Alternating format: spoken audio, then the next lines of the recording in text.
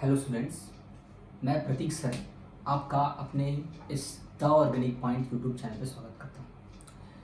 बेटा हमने अपने 2 लेक्चर्स में जो है वो बेस और न्यूक्लियोफाइल के डिफरेंसेस का कॉन्सेप्ट जो है वो समझ लिया और प्रॉब्लम्स के माध्यम से भी मैंने आपको एक्सप्लेन कर दिया कि किस तरीके से बेस, न्यूक्लियोफाइल या फिर लुईस बेस में डिफरेंस होता है। बड़ी छोटी छोटी सी बातें मैंने आपसे डिस्कस करी, आपको समझाया, आपको बताया। आज आपसे अपने इस तीसरे लेक्चर में मैं मिल रहा हूँ बेसिक ऑर्गेनिक केमिस्ट्री के, और आज इस लेक्चर में मैं आपसे बात करूँगा एसिड, इलेक्ट्रोफाइल और लुईस एसिड के बारे में। पहले मैं आपको जनरल टर्मिनोलॉजीज के बारे में समझा दूंगा बेटा। पहले एक बार जनरल टर्मिनोलॉजीज के बारे में आपको समझाने के बाद फिर जो है जब आपका बेसिक क्लियर हो जाएगा तब उसके बाद मैं एडवांस पार्ट पे आऊँगा और उसके बाद फिर मैं सिंथेसिस के पार्ट पे आऊँगा, जैसा मैंने आपको इंट्रोडक्टरी वीडियो में सीक्वेंस बताया था कि मैं किस तरीके से आपको पढ़ाऊँगा। चलिए, तो आज की इस वीडियो में मैं आपको स्टार्ट करता हूँ और मैं आपको जो बताऊँगा वो मैं थोड़ा सा समराइज कर देता हूँ। मुझे आपको बताना है एसिड। एसिड का मतलब मेरा यहाँ पर H+ एसिड से है,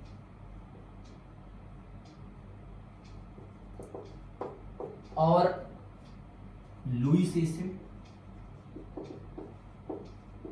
और इलेक्ट्रोफाइल से है।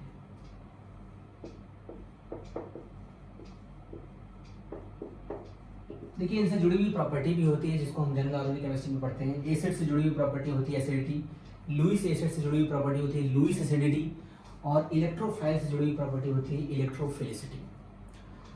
अब वो क्या होती है उसकी टर्मिनोलॉजीज के बारे में जो है हम अलग से आपको जब थोड़ा सा जीओसी का पार्ट बताएंगे, हल्का सा थोड़ा सा इंट्रोडक्टरी उसमें पार्ट डिस्कस करेंगे तो आपको बताएंगे। अभी हमारा यहाँ फोकस है कि एसिड, लुईस एसिड और इलेक्ट्रोफाइल में किस तरह से बेसिक डिफरेंस हम समझा जाए और उसको रिएक्शंस के साथ कैसे कोरिलेट किया जाए, जो दिक्कतें आती हैं आपस में उसकी डिफरेंसेस की और उनके यूज़ की, उसको समझा जाए। देखिए, बहुत सीधी सी बात है बेटा, बहुत क्लियर और बहुत सिस्टमेटिक बात है यहाँ पे। एसिड, लुईस एसिड और इलेक्ट्रोफाइल में अगर मैं बात करूँ तो एसिड का मतलब होता है ऐसे रिएजेंट्स या ऐसे सबस्ट्रेट्स जो H+ देते हों सॉल्वेंट, वाटर में या किसी दूसरे मीडियम, सॉल्वेंट मीडियम। तो अगर मान लीजिए कि कोई भी ऐसा रिएजेंट है जो H+ देने की टेंडेंसी रखता है सॉल्वेंट में या वाटर में, तो उसे आप एसिड कहेंगे या उसे आप एसिडिक रिएजेंट कहेंगे। और जाहिर सी बात है कि H+ वो उसे ही देगा जो उसे लेने की टेंडेंसी रखेगा, मतलब H+ से लेने की टेंडेंसी जो रखेगा वो होगा बेस या फिर बेसिक रिएजेंट। ठीक, अब बात करते हैं हम लुईस एसिड की। मैंने बहुत क्लियर कर दिया आपको। देखिए, H+ का मतलब H+ देने की टेंडेंसी, जो H+ की देने की टेंडेंसी रखता हो, ठीक, जो भी रिएजेंट है, जो भी सबस्ट्रेट, और वो किसी न किसी सॉल्वेंट मीडियम में होगा, और जिस रिएजेंट की वजह से H+ निकलने की टेंडेंसी आएगी उसमें, उस रिएजेंट को आप बेस या बेसिक रिएजेंट कहते हैं, और वो मैं आपको बता चुका हूँ। अब बात करते हैं लुईस एसिड की। लुईस एसिड का मतलब क्या हो गया? लुईस एसिड का मतलब हुआ ऐसे रिएजेंट्स या फिर ऐसे सबस्ट्रेट्स या ऐसे रिएक्शन इंटरमीडिएट, कुछ भी हो सकता है। देखिए, स्पीसीज स्टेबल भी हो सकती है, स्पीसीज अनस्टेबल भी हो सकती है, रिएजेंट के फॉर्म में भी हो सकती है, कंपाउंड के फॉर्म में भी हो सकती है। तो अगर मान लीजिए कि उसके पास जो है वो वैकेंट ऑर्बिटल है, क्या है भैया? Vacant orbital. वैकेंट ऑर्बिटल में p भी हो सकता है, वैकेंट d भी हो सकता है।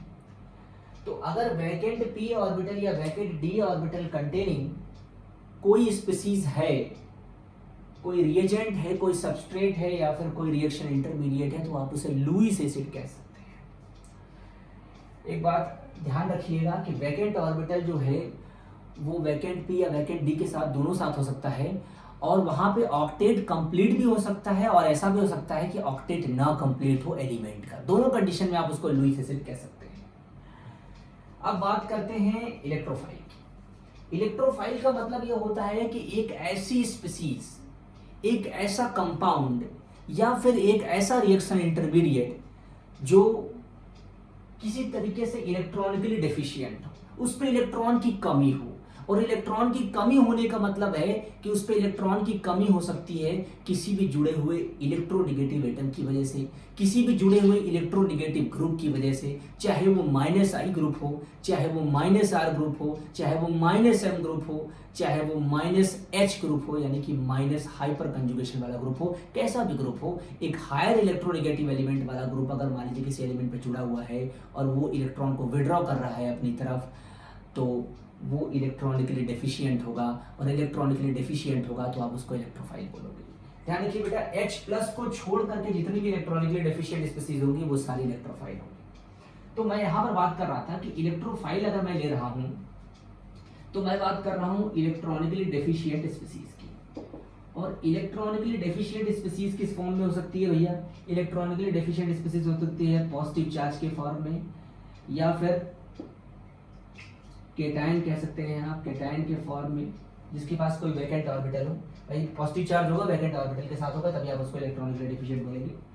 या फिर आप उस पर कह सकते हैं कि इलेक्ट्रॉनिकली डेफिशिएंट हो सकता है जब उस पर हायर ऑक्सीडेशन स्टेट हो।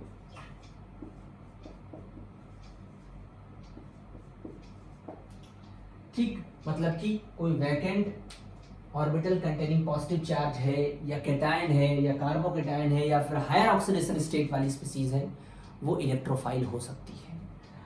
और एक बात ध्यान रखिएगा, इलेक्ट्रोफाइल आप उसे ही बोलेंगे जिसके पास जो इलेक्ट्रॉनिकली डेफिशिएंट एटम होगा ना भाई, इलेक्ट्रॉनिकली डेफिशिएंट एटम, वो उसके साथ एनी इलेक्ट्रोनेगेटिव एटम और ग्रुप इज अटैच्ड। कोई ना कोई इलेक्ट्रोनेगेटिव एटम या इलेक्ट्रोनेगेटिव ग्रुप उसके साथ अटैच्ड होगा, चाहे वो -I टाइप का हो, यानी इंडक्टिव इफेक्ट के थ्रू विड्रॉ करने वाला ग्रुप हो, चाहे रेजोनेंस के थ्रू विड्रॉ करने वाला ग्रुप हो, -R हो, -M हो, या फिर हाइपर कंजुगेशन के थ्रू खींचने वाला ग्रुप हो, मतलब -H हो। तो भाई ऐसा कोई भी ग्रुप अगर किसी एलिमेंट के ऊपर जुड़ा हुआ होगा और अपनी तरफ इलेक्ट्रॉन को विड्रॉ कर रहा होगा, तो वो किसी सेंटर को डेफिशिएंट बना रहा होगा, और जिस सेंटर को डेफिशिएंट बना रहा होगा उसे आप इलेक्ट्रोफिलिक सेंटर बोलेंगे, और उस स्पीसीज को आप इलेक्ट्रोफाइल बोलेंगे। तो बहुत सीधा सा अंतर है कि अगर मान लीजिए H+ वाली कोई एसिड होगी, स्पीसीज होगी, तो वो आप उसे एसिड कहेंगे। अगर कोई ऐसा रिएजेंट होगा जिसके पास वैकेंट P या वैकेंट D ऑर्बिटल कंटेनिंग कुछ सिचुएशन होगी, तो उसे आप लुईस एसिड कहेंगे। और अगर मान लीजिए इलेक्ट्रॉनिकली डेफिशिएंट होगा किसी इलेक्ट्रोनेगेटिव एटम या ग्रुप की वजह से, पॉजिटिव चार्ज के फॉर्म में होगा, केटायन के फॉर्म में होगा, वैकेंट ऑर्बिटल के फॉर्म में होगा, या हायर ऑक्सीडेशन स्टेट के फॉर्म में होगा, तो आप उसे इलेक्ट्रोफाइल या फिर इलेक्ट्रोफिलिक रिएजेंट कह सकते हैं। ठीक, तो ये जनरल थोड़ा सा मैंने डिफरेंस आपको बताया। अब एक बात अपने दिमाग में बैठा लीजिए कि जो इलेक्ट्रोफाइल है वो है रिएक्शन मैकेनिज्म की प्रॉपर्टी, और जो एसिड और लुईस एसिड है वो है किसी सबस्ट्रेट या किसी रिएजेंट की प्रॉपर्टी। तो मैं क्या करूंगा, वो एसिड और लुईस एसिड को डिफरेंशिएट कर दूंगा और इलेक्ट्रोफाइल को उससे अलग कर दूंगा, क्योंकि इलेक्ट्रोफाइल तो कोई भी हो सकता है, कितना भी हो सकता है, स्टेबल भी हो सकता है, अनस्टेबल भी हो सकता है, इंटरमीडिएट के फॉर्म में भी हो सकता है, कंपाउंड के फॉर्म में भी हो सकता है, लेकिन एसिड और लुईस एसिड का जो रिएजेंट बिहेवियर है वो बहुत लिमिटेड होता है, जैसे बेस और बेसिक रिएजेंट का होता है। चलिए,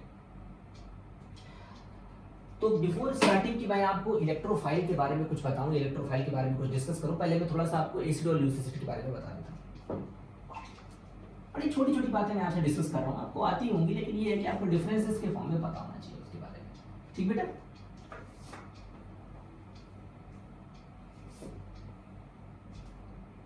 चलो अब हम बात करते हैं एसिड की, एसिड रिएजेंट की। पूरा रिएक्शन इसी पर बेस्ड होता है। एसिड से बहुत सारे रिएक्शन मैकेनिज्म्स होती हैं, बहुत सारे ऑर्गेनिक के नेम रिएक्शंस होते हैं, बहुत सारे रिएजेंट होते हैं। तो आप इनको 3 कैटेगरीज में डिवाइड कर सकते हैं। पहला मिनरल एसिड, जिसको आप इनऑर्गेनिक एसिड भी कह सकते हैं। दूसरा organic acid,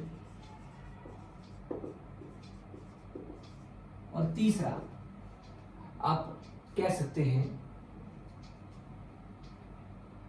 mineral acid, organic acid और लुईस एसिड। एसिड रिएजेंट को मैंने 3 पार्ट में डिवाइड कर दिया है।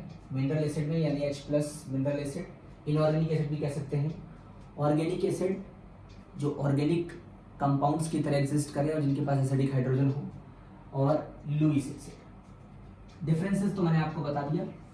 अब आपको यहाँ करना क्या है, इन सारे रिएजेंट्स के बारे में आपको ये पता होना चाहिए कि जहां कहीं पर भी अगर आपको मिनरल एसिड दिया गया है, जहां कहीं पर भी आपको ऑर्गेनिक एसिड दिया गया है, जहां कहीं पर भी आपको लुईस एसिड दिया गया है, इनका काम क्या होता है, इनका बिहेवियर क्या होता है। तो इनका बिहेवियर होता है कि किसी भी सेंटर पे जहां पे इलेक्ट्रॉन डेंसिटी ज़्यादा है उस स्पीसीज पे जाकर जुड़ना और जुड़ कर करके उस पर किसी तरीके का पॉजिटिव चार्ज जनरेट करना और उसको इलेक्ट्रॉनिकली डेफिशिएंट बनाना। और अगर इलेक्ट्रॉनिकली डेफिशिएंट बनाएगा इसका मतलब उसका इलेक्ट्रोफिलिक कैरेक्टर बढ़ा देगा या इलेक्ट्रोफिलिसिटी को इंक्रीज कर देगा। तो इसका पहला काम क्या है भाई, मैं अभी रिएजेंट्स के बारे में बताता हूँ आपको। ये रिएजेंट्स में भी आपको बताऊंगा। बहुत सारे मिनरल एसिड होते हैं जैसे sulphuric acid, HCl, perchloric acid, nitric acid, phosphoric acid, polyphosphoric acid, बहुत सारे मिनरल एसिड्स होते हैं। अगर मैं ऑर्गेनिक एसिड्स की बात करूं तो जैसे सल्फोनिक एसिड्स होते हैं, पैराटोलुइन सल्फोनिक एसिड है, methyl sulphonic acid, trifluoromethyl sulphonic acid, ठीक है, और कैम्फर सल्फोनिक एसिड, और आपके जो है वो ऑक्जेलिक एसिड, इस तरह से बहुत सारे ऑर्गेनिक, एसिटिक एसिड, बहुत सारे ऑर्गेनिक, फॉर्मिक एसिड, तो बहुत सारे आपको ऑर्गेनिक एसिड मिलेंगे। लुईस एसिड का मतलब जैसे बहुत सारे वैकेंट ऑर्बिटल वाले स्पीसीज जैसे boron trifluoride, SnCl4, PCl5, SOCl2, SO2Cl2, P2O5, इस तरीके से बहुत सारे स्पीसीज होंगे जो हायर ऑक्सीडेशन स्टेट के साथ होंगी और वो लुईस एसिड की तरह बिहेव करेंगे। तो मैं आपको यहाँ पर ये नहीं बता रहा कि ये रिएजेंट्स क्या होते हैं। ये रिएजेंट्स तो आपको मैं आगे जो है सिंथेसिस में भी बताऊंगा और जब मैं आपको एडवांस पढ़ाऊंगा तो वहाँ भी बताऊंगा, ये तो चलता ही रहेगा। लेकिन वहाँ पर मतलब क्या होता है कि एसिड का मतलब आपको समझ में आना चाहिए कि कितना डिफरेंशिएशन होता है, इलेक्ट्रोफाइल से क्या अंतर होता है इसका।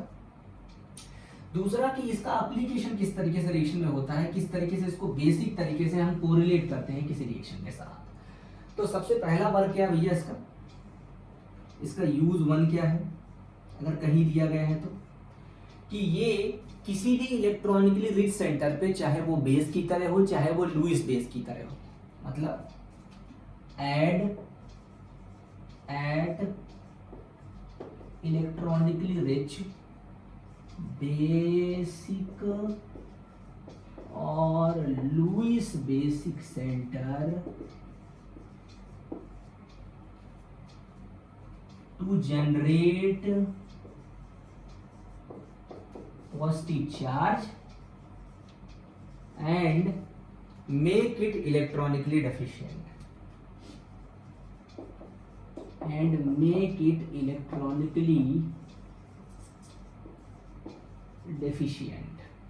ठीक है। add at electronically rich basic और Lewis basic center to generate positive charge and make it electronically deficient and electrophilicity will increase। ठीक, इससे क्या हो जाएगा, इलेक्ट्रोफिलिसिटी विल इंक्रीज।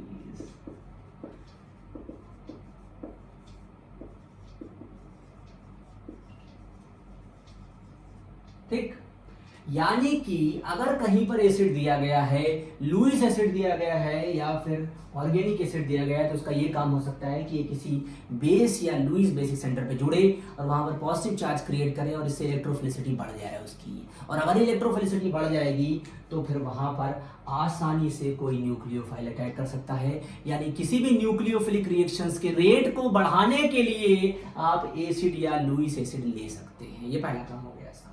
समझ गए होंगे मेरी बात को। इनको रिएक्शंस पे भी मैं आपको समझाऊंगा, मैं आपको एग्जांपल्स तो दूंगा ही बेटा, तो इसलिए पहले इस पॉइंट को आप नोट कर लीजिए अपनी कॉपी पर, जो मैंने बोला उसको आप लिख लीजिए और समझ में आपको आ जाएगा। जब मैं आपको और अच्छी प्रॉब्लम्स कराऊंगा तो मैं समझ में तो आ गया होगा थ्योरेटिकली जो मैं बता रहा हूँ आपको, लेकिन प्रॉब्लम्स के थ्रू बताऊंगा तो आपको और बढ़िया क्लियर हो जाएगा वो। लेकिन पहला यूज मैंने आपको बताया। चलिए ठीक, तो add at electronically rich centre basic और Lewis basic centre to generate positive charge at make it electronically deficient, electrophilicity will increase. ठीक, चलिए अब मैं इनके कुछ एक एक एग्जांपल्स भी लूंगा, लेकिन मैं एग्जांपल्स की बात जो है वो अपने अलग वीडियो में करूंगा और थ्योरेटिकल बात मैं अलग वीडियो में करूंगा, जैसे मैंने अभी पीछे किया।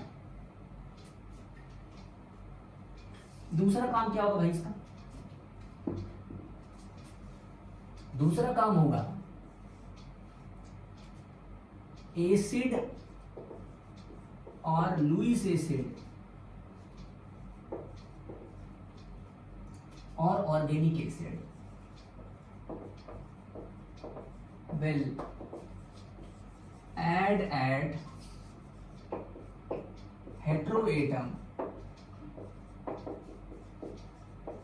with lone pair as Lewis base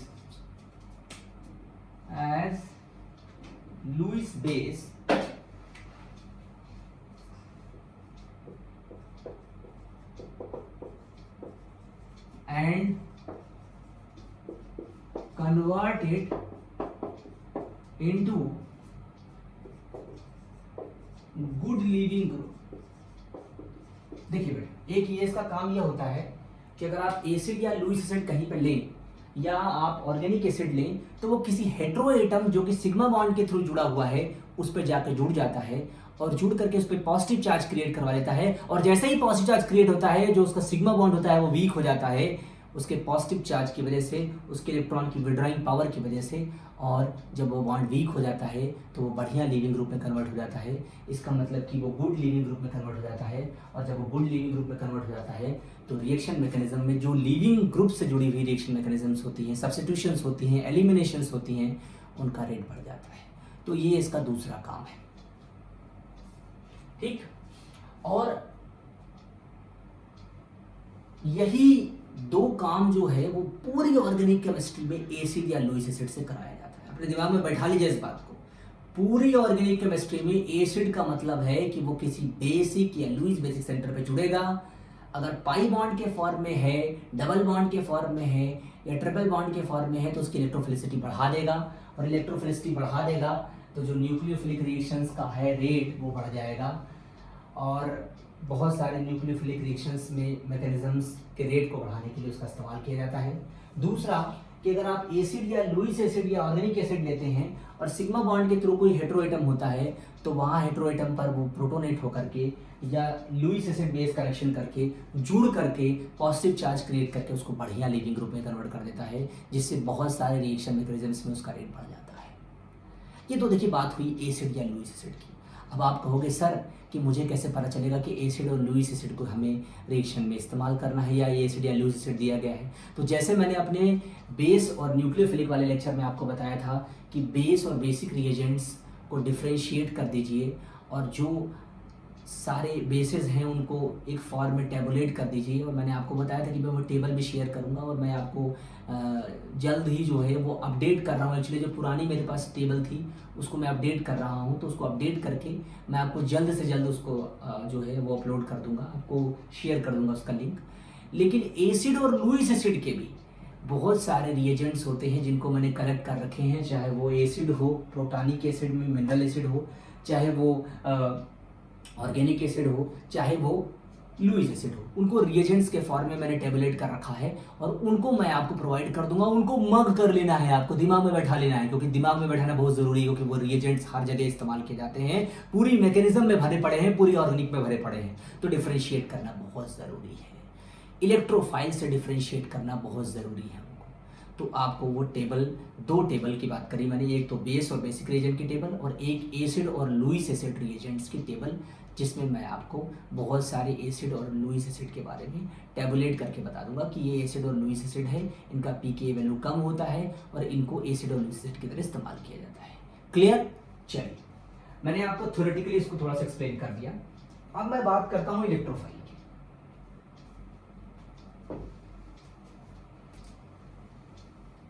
देखिए बेटा,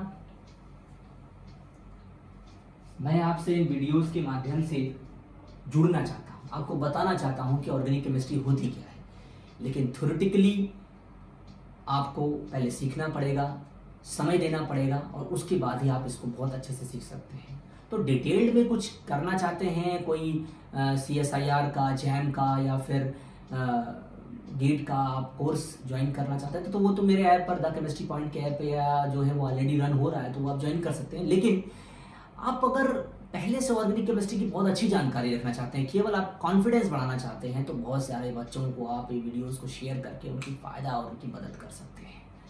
चलिए, तो अब मैं आ जाता हूँ अपने थर्ड पोर्शंस पे, आखिरी पोर्शंस पे, और ये आसान है थोड़ा सा, इलेक्ट्रोफाइल। देखिए, इलेक्ट्रोफाइल का जो कंसेप्ट है वो है इलेक्ट्रॉनिकली डेफिशिएंट। और इलेक्ट्रॉनिकली डेफिशिएंट कोई सेंटर होगा या फिर कोई पाई बॉन्ड होगा या फिर कोई पाई क्लाउड होगा, ध्यान रखिएगा यही होती है, या फिर कोई रिंग होगी। इलेक्ट्रॉनिकली डेफिशिएंट एटम हो सकता है, यानी सेंटर हो सकता है, इलेक्ट्रॉनिकली डेफिशिएंट पाई बॉन्ड हो सकता है, इलेक्ट्रॉनिकली डेफिशिएंट पाई क्लाउड हो सकता है, इलेक्ट्रॉनिकली डेफिशिएंट रिंग हो सकती है। अब आप बोलोगे सर इलेक्ट्रॉनिकली डेफिशिएंट का मतलब क्या है, तो मैं तुमको बहुत सीधे शब्दों में बताऊं बेटा। इलेक्ट्रॉनिकली डेफिशिएंट का मतलब है कि if any higher electronegative atom और ग्रुप इज प्रेजेंट, अगर कोई हायर इलेक्ट्रोनेगेटिव एटम या ग्रुप प्रेजेंट है, चाहे किसी रिंग पर हो, चाहे किसी सेंटर पे हो, चाहे किसी पाई बाउंड पे हो, चाहे किसी पाई क्लाउड पे हो, then that will be act as electrophile. अगर कोई हायर इलेक्ट्रोनेगेटिव एटम या ग्रुप प्रेजेंट है किसी एटम पे, सेंटर पे, बॉन्ड पे या पाई क्लाउड पे, तो आप उसे इलेक्ट्रोफाइल कह सकते हैं। ध्यान रखिएगा, ये जो इलेक्ट्रोनेगेटिव एटम या ग्रुप है ये -I भी हो सकता है, मतलब कि इंडक्टिव इफेक्ट के हिसाब से -I भी हो सकता है, रिजोनेंस के हिसाब से -R भी हो सकता है। अगर मेसोमेरिक इफेक्ट देखा जाए तो मेसोमेरिक इफेक्ट भी रेजोनेंस की तरह ही होता है, -M ग्रुप है। या अगर मैं कहूँ हाइपर कंजुगेशन का कोई ग्रुप है, -H ग्रुप है। या फिर मैं कहूँ कि उस पर कोई पॉजिटिव चार्ज है, पॉजिटिव चार्ज वाला ग्रुप। पॉजिटिव चार्ज वाला ग्रुप जो होता है वो बहुत ही हायर इलेक्ट्रोनेगेटिव एटम ग्रुप होता है। तो -I ग्रुप हो, -R ग्रुप हो, -M ग्रुप हो, -H ग्रुप हो, या कोई पॉजिटिव चार्ज वाला ग्रुप हो, या फिर कोई हायर ऑक्सीडेशन स्टेट वाला ग्रुप हो, हायर ऑक्सीडेशन स्टेट एटम, मतलब -I ग्रुप हो, -R ग्रुप हो, -M ग्रुप हो, माइनस हाइपर कंजुगेशन वाला ग्रुप हो, पॉजिटिव चार्ज वाला ग्रुप हो, या हायर ऑक्सीडेशन स्टेट हो, या फिर कोई वैकेंट ऑर्बिटल वाला ग्रुप।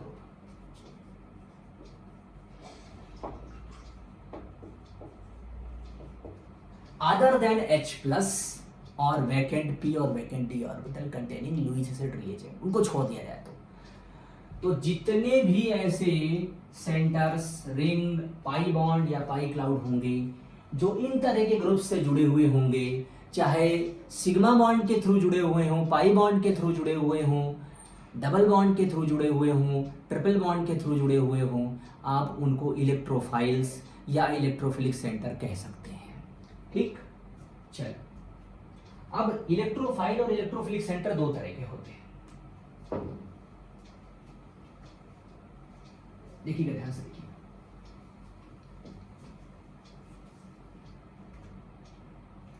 इलेक्ट्रोफाइल्स दो तरीके के होते हैं, एक पाई बॉन्डेड इलेक्ट्रोफाइल,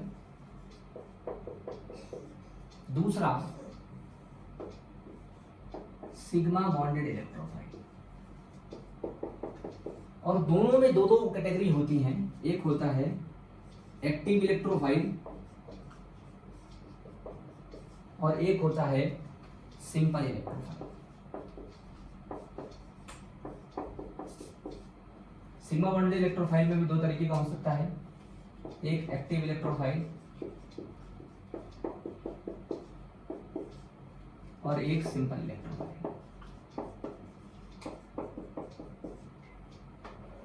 ठीक, चलिए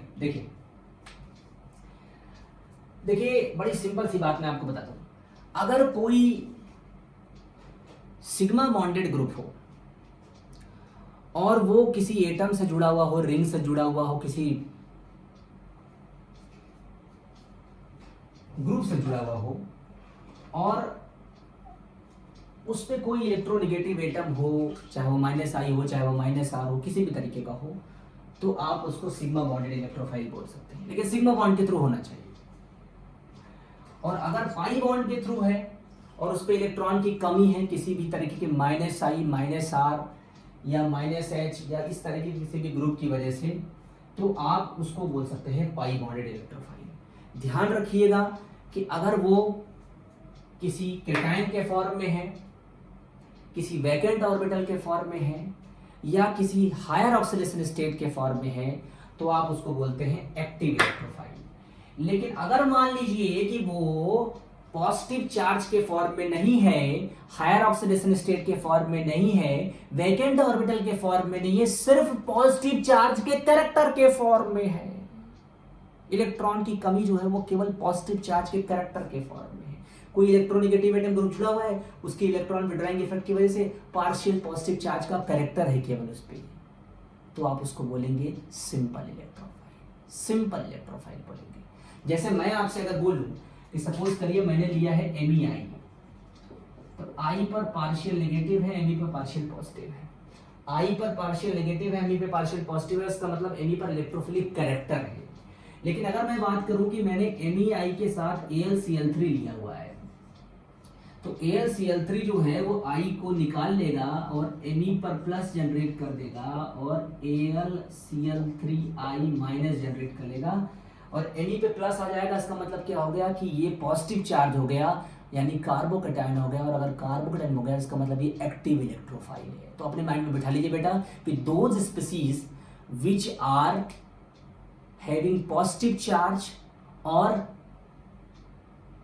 vacant orbital or higher oxidation states, either sigma bonded or pi bonded, they can be termed as active electrophile. And if they are having only electrophilic character, like aldehyde is C double bond OH, O की electron withdrawing effect की वजह से carbon पर electron की कमी हो जाती है, इसका मतलब इलेक्ट्रोफिलिक कैरेक्टर, यानी कि सिंपल इलेक्ट्रोफाइल। तो सिंपल इलेक्ट्रोफाइल, एक्टिव इलेक्ट्रोफाइल दोनों तरीके के हो सकते हैं, पाई बॉन्डेड भी हो सकते हैं, सिग्मा बॉन्डेड भी हो सकते हैं। ध्यान रखिएगा पॉजिटिव चार्ज किसी भी तरीके का होगा वो इलेक्ट्रोफाइल होगा, लेकिन H+ वाला नहीं होना चाहिए। अगर H+ वाला होगा तो वो फिर एसिड हो जाएगा। तो यही डिफरेंस होता है इलेक्ट्रोफाइल और एसिड में या फिर लुईस एसिड में, और थ्योरेटिकली इसको ऐसे ही एक्सप्लेन किया जाता है। अब अपने माइंड में बैठा लीजिए कि हम किसी भी रिएक्शन में कैसे पहचानेंगे कि वो इलेक्ट्रोफाइल है या एसिड है। तो एसिड और लुईस एसिड स्पीसीज की मैंने आपको थ्योरेटिकल कंसेप्ट भी बता दिया और ये भी बता दिया कि उनको मैं आपको एक टेबलेटेड फॉर्म में प्रोवाइड कर दूंगा। उन सारे रिएजेंट्स को मग कर लेना है आपको, और वो सारे रिएजेंट्स कहाँ इस्तेमाल किए जाते हैं वो भी मैंने आपको बता दिया कि इलेक्ट्रोफिलिक कैरेक्टर बढ़ाना हो या फिर लीविंग ग्रुप जनरेट करना हो वहाँ इस्तेमाल किए जाते हैं। पूरे ऑर्गेनिक केमिस्ट्री में उनका वही इस्तेमाल होता है। और साथ साथ इलेक्ट्रोफाइल का मतलब होता है इलेक्ट्रॉन की कमी, और इलेक्ट्रॉन की कमी का मतलब होता है उस पर कोई इलेक्ट्रॉन विड्रॉइंग ग्रुप, यानी -I हो, -R हो, -M हो, -H हो, कोई पॉजिटिव चार्ज वाला ग्रुप हो या फिर कोई वैकेंट ऑर्बिटल वाला ग्रुप हो। तो ये जो चीज़ें थी वो मैंने एक्सप्लेन कर दिया आपको, थ्योरेटिकली मैंने आपको समझा दिया। और ये न्यूक्लियोफाइल और बेस से आसान होता है, क्योंकि जो एसिड होते हैं वो H+ देते हैं और जो इलेक्ट्रोफाइल्स होते हैं वो इलेक्ट्रॉन की कमी रखते हैं, तो उनके बीच में डिफरेंशिएट करना बड़ा आसान होता है। लेकिन बेस और न्यूक्लियोफाइल के बीच में डिफरेंशिएट करने में थोड़ी दिक्कत होती है। तो मैंने आपको थ्योरेटिकली ये समझा दिया कि एसिड, इलेक्ट्रोफाइल और लुईस एसिड में क्या अंतर है और किस तरीके से उनको रिएक्शन में समझा जाता है।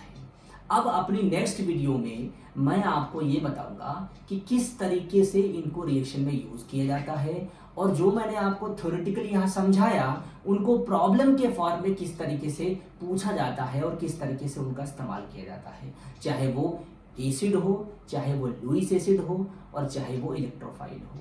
इलेक्ट्रोफाइल में भी दो तरीके का, एक एक्टिव इलेक्ट्रोफाइल और एक सिंपल इलेक्ट्रोफाइल। तो मैं कोशिश करूंगा कि मैं ज़्यादा से ज़्यादा प्रॉब्लम्स आपके सामने लेकर के आऊँ इनकी, ताकि जो ये थ्योरेटिकली मैंने यहाँ पे समझाया है आपको वो ज़्यादा से ज़्यादा प्रॉब्लम्स के थ्रू आपको वहाँ पे और बढ़िया क्लियर कर सकूँ। ठीक, समझ में आ गई होगी मेरी बात। बहुत सिंपल सा कॉन्सेप्ट था, बहुत सिंपल सी बात थी, समझा दिया मैंने आपको। अब आपके माइंड में ये बात आएगी कि सर कब इलेक्ट्रोफिलिक कैरेक्टर बढ़ेगा, कब घटेगा, ये सब जीओसी की बात है मेरे भाई।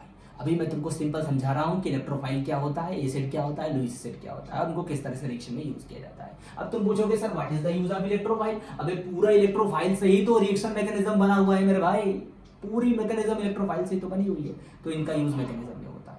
लेकिन एसिड और लुईस एसिड का यूज पूरी ऑर्गेनिक केमिस्ट्री में जगह जगह पर होता है, और किन काम के लिए होता है वो मैंने आपको थ्योरेटिकली यहाँ पर समझाया। अब बहुत क्लियर है बेटा, कंटिन्यूअसली मुझे आप फॉलो करते रहिए, जुड़े रहिए। कोई भी जो लेक्चर मैंने आपको शेयर किया है, डाला है, वो आप पढ़ते रहिए, मिस मत करिए। अगर मिस हो गया है तो छोटे छोटे लेक्चर्स उनको पढ़िए, ज़्यादा से ज़्यादा बच्चों को शेयर कीजिए, ऑर्गेनिक केमिस्ट्री के एथिक्स को समझिए, उससे डरिए मत, उसे रटिए मत, किसी की बात में फंसिए मत। आप सोचेंगे कि नहीं यार हम तो ऑर्गेनिक केमिस्ट्री छोड़ देंगे, हमारा CSIR नेट हो जाएगा, हमारा जैम हो जाएगा, हमारा गेट हो जाएगा। ऐसा बिल्कुल नहीं होने वाला। ऑर्गेनिक केमिस्ट्री को फील कीजिए, अपने पास आने दीजिए, अपने दरवाजे खोल दीजिए, उसका स्वागत कीजिए, और वो तभी हो सकता है जब आप उसको सीक्वेंसली रिदम के साथ पढ़ेंगे बेटा। तो इसलिए आज की वीडियो में बस मैंने आपको थ्योरेटिकली यही एक्सप्लेन करना था जो मैंने समझाया, और आपके समझ में आ गई होगी मेरी बात। अगर आपको कोई डाउट होता है तो वो पूछिएगा। जब मैं अपनी नेक्स्ट वीडियो में आपको प्रॉब्लम कराऊंगा इनकी, तो उन प्रॉब्लम्स में मैं आपको ये जितना मैंने थ्योरेटिकली एक्सप्लेन किया है उसको आपको और बढ़िया समझा दूंगा। और फिर जब मैं एडवांस पढ़ाऊंगा तो मैकेनिज्म में फिर मैं आपको उनको बताऊंगा ही बताऊंगा। लेकिन बस इतना ध्यान रखिएगा बेटा कि जो कुछ भी मैं पढ़ाता हूँ उसको समझ समझ के पढ़िएगा, रटने की कोई ज़रूरत नहीं है। और कहीं आपको कोई दिक्कत होती है तो वो पूछते रहिएगा। ठीक है बेटा, क्लियर? मेरी बात समझ में आ गई होगी आपको। आज का वीडियो यहीं पर रोकते हैं, और ज़्यादा से ज़्यादा बच्चों को उसको शेयर कीजिए, और मेरे चैनल को सब्सक्राइब कीजिए, अपने फेसबुक प्लेटफॉर्म पे शेयर कीजिए, टेलीग्राम प्लेटफॉर्म पे शेयर कीजिए, व्हाट्सएप प्लेटफॉर्म पे शेयर कीजिए। बस लोगों को बताइए कि ऑर्गेनिक केमिस्ट्री इतना इंटरेस्टिंग क्यों होती है। उसको रटने की ज़रूरत नहीं पड़ती है, जब उसे आप अपने पास आने का दरवाज़ा खोल दें, उसे आने दें। ठीक है बेटा, तो मैं आज का लेक्चर यहीं पे समाप्त करता हूँ। और मैं चाहता हूँ बस बेटा कि जो मेरा एक्सपीरियंस है, प्रतीक सर अपना एक्सपीरियंस आपके साथ शेयर कर रहे हैं, और उस एक्सपीरियंस को जितना डिस्ट्रीब्यूट कर सकिए आप बच्चों के बीच में करिए। ठीक है बेटा, टेक केयर, अपना ध्यान रखिएगा, और इन सारे लेक्चर्स को बहुत ही क्लियरली और माइन्यूटली पढ़ते रहिएगा। ठीक है, अपने नेक्स्ट लेक्चर में मैं आपको इनसे रिलेटेड प्रॉब्लम्स के बारे में डिस्कशन कराऊंगा। ठीक, और बाकी तो मैंने आपको बता ही दिया है। मैं आपको अपने जो ऐप है द केमिस्ट्री पॉइंट, उसका लिंक भी शेयर कर दूंगा। बेस की शीट भी अपडेट कर रहा हूँ, इसलिए इसमें टाइम लग रहा है, अपडेट कर रहा हूँ। बेस की शीट भी शेयर कर दूंगा, और एसिड और लुईस एसिड की शीट जो है उसको भी शेयर कर दूंगा। और फिर बहुत ही ज़बरदस्त तरीके से पूरी ऑर्गेनिक केमिस्ट्री तो आपको आगे पढ़ाता ही रहूँगा। इन चीज़ों की तो बात चलती ही रहेगी, लुईस एसिड क्या होता है, बेस क्या होता है, न्यूक्लियोफाइल क्या होता है। ठीक है, चलिए, गुड डे।